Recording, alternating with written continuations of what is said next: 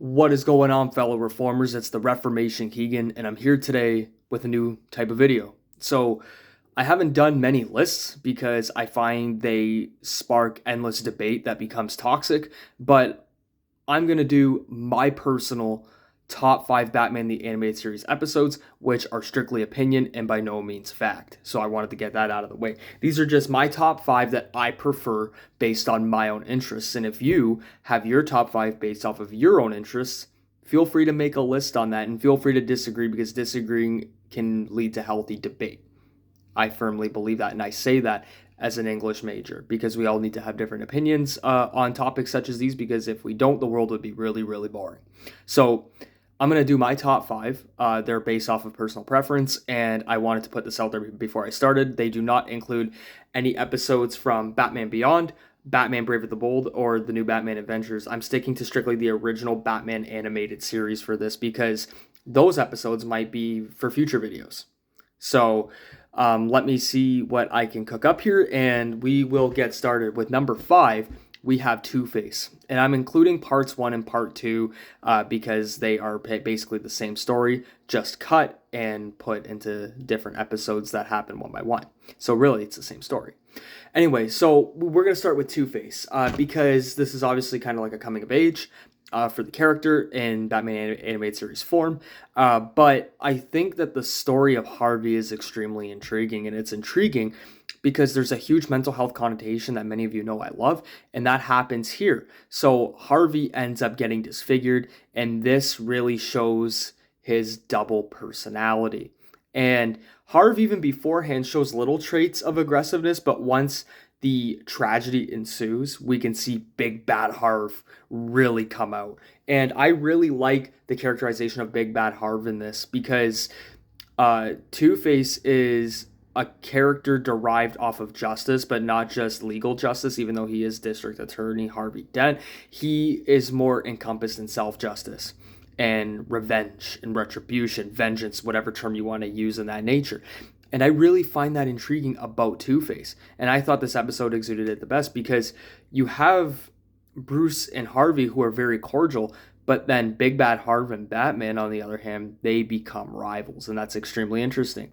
So there's this double layer here, this paradox, this juxtaposition that I think is really played well upon, which is why it's at number 5.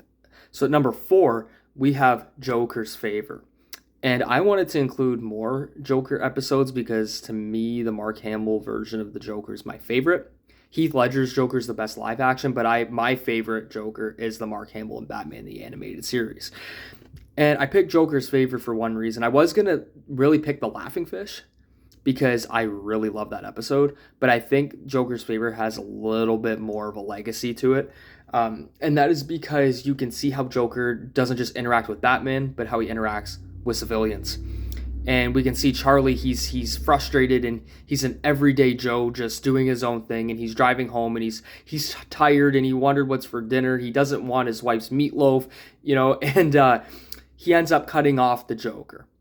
And he ends up saying a few words, not knowing that it's the Joker. And this is where I think dramatic irony really plays a role, and because we know it's the Joker, but Charlie doesn't yet, and when he finds out, he's like, "You've done screwed up." So that's the premise. Simple but effective.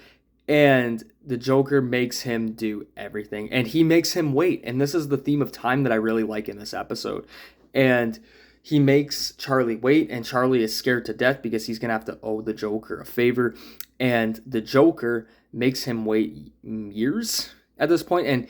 And Charlie ends up having to change his identity and end up trying to move. And he does this out of fear, and this is something that's very relatable to us. We do things out of fear and fight or flight, and that's what I really liked about this episode.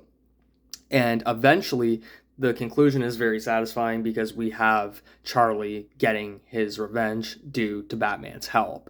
So he ends up getting rid of the Joker, and that favor is not necessarily fulfilled. The Joker might think it's fulfilled temporarily, but I think we know it's really not fulfilled because it's not warranted. And the Joker tries to kill Charlie in this episode. So why would you want to do that favor other than out of perpetual fear? So a lot going on in this episode, one of my all-time favorites. Then number 3, we have Beware the Great Ghost. And that is because this is an incredibly different take on Batman, and we see Batman in terms of a sentimental vulnerability, and that's not a bad thing. We wanted to know who Bruce Wayne idolized, and we wanted to know what Bruce Wayne's childhood was like outside of the unfortunate murder that we all know. Because in this way, we see Bruce as more human and not just as a detective. And we see the Gray Ghost as that huge figure that we all look at Batman as in today's day and age. But Batman looks at the Gray Ghost the same way we look at Batman. And Batman has to try to resurrect his hero, who is seemingly done for. But Batman achieves the ultimate dream. You can even call it the American dream for Bruce Wayne, since he already has all the money and wealth and privileges that he wants. He gets something that no other person can normally get, yet we all aspire to have, and that is to unite with our hero for a common cause, which he gets with the Gray Ghost. And please, just do more stories on the Gray Ghost. I know he's a limited character, and I know there's not a lot on him, but man, I would love to see more stuff on the Gray Ghost, because I think there's a lot of potential there. So anybody sees this, I would love to see another comic, short series, anything written on the Gray Ghost. And I think I speak on behalf for some people on that topic too, because the Gray Ghost to me is an unlimited character that you can actually do a lot with if you really put the work into it. So that's what I have to say about the Gray Ghost, because at number 2, we have Almost Got Him. And this episode could easily be number 1 for a lot of people. I love it because the premise is so simple, yet so effective. You have some of the top rogues in Batman's rogues gallery sitting at a table, playing poker, talking about the times they almost got Batman. And Killer Croc's comedy in this just gets me. Because, Killer Croc is obviously, this larger than life personality, but he's comical in a way where it actually matches his aggressiveness, which I really like. Killer Croc is a very underrated Batman villain, by the way. But then we find out eventually that Bruce is under, or Batman that is under Killer Croc's disguise and ends up taking out the rogues. But the stories were awesome. Like Two-Face's story with trying to crucify Batman up to the coin, really awesome. The Penguin tells his story where he has his hummingbirds and they try to poke Batman. There was so much going on here. But the Joker leading this table was perfect. And then the incorporation of Poison Ivy was also great, because we get her story on Batman, and she also discusses that her and Harvey used to date, and that Harv used to look halfway decent. And then Harv responds and he says, "One part of me wants to strangle you." And the Poison Ivy goes, "Well, what does the other part want to do?" And he goes, "To hit you with a truck." Is anything much better, because Harv is a dual personality, yet he expresses anger on both sides now. So that's a funny little paradox there that is told. But I love this because, like I said, the premise is so simple, yet so effective, and it proves why less is more in comics and in shows. You don't need to overcomplicate things always with multiple universes or multiple scientific methods that not everyone's going to understand. And it can still be there, but just not in everything. Stories like this are what makes comics. A simple premise that anybody can relate to and anybody can fathom, and then you create an emotional connection out of that, which is what Almost Got Him does. Speaking of emotional connections, number 1 is Heart of Ice.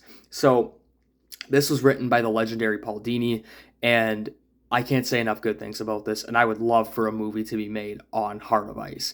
And I know for the next Batman stuff, there's obviously stuff you can do with Man-Bat and Clayface and the Court of Owls, maybe even Hush down the road, but I think Heart of Ice is where the money is at. Like this episode, to me, I hate using the term masterpiece because it is so overused, but to me, this episode is a masterpiece.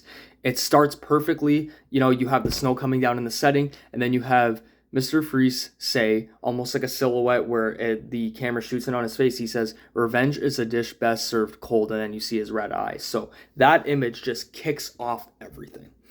And I love this because it really targets the hypocrisy of institutional corporations who deem that they're humanitarians and that deem that they're doing all these good things. But meanwhile, when the door is closed, you don't see what actually happens, where Dr. Victor Fries is trying to save his wife, Nora with cryogenics.